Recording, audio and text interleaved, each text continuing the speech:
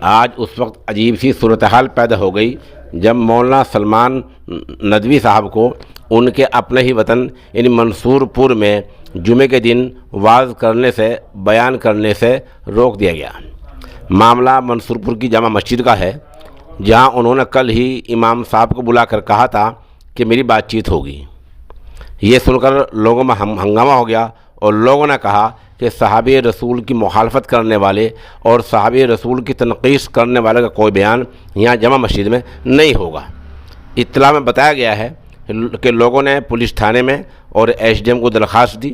S D M کے سامنے باقاعدہ پیش ہو کر کہا کہ ان کے بیان سے فتنہ ہو سکتا ہے، جھگڑا ہو سکتا ہے، تنازع ہو سکتا ہے، اس لیے کوئی بیان نہیں ہوگا۔ بتایا جا رہا ہے کہ کچھ لوگ ان کے گھر پر گئے، انہیں سمجھایا کہ آپ کے بیان سے فتنہ ہو سکتا ہے، اس لیے جامع مسجد میں آج آپ کا بیان نہیں ہو پائے گا۔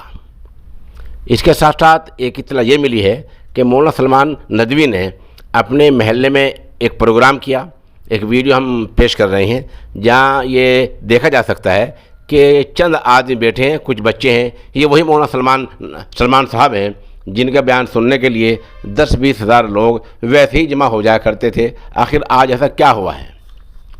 اس کے بارے میں ہم یہ کہنا چاہیں گے کہ یہ ناممکنات میں سے ہے کہ علماء دیوبند، علماء مظاہر علوم، علماء ندوہ، مسلم پرسنل بورڈ، جمعیت علماء ہند سب کے سب ان کے خلاف ہیں اور سب ان کو ناحق سمجھ رہے ہیں، وہ اکیلے حق میں ہوں، یہ ناممکنات میں سے ہیں۔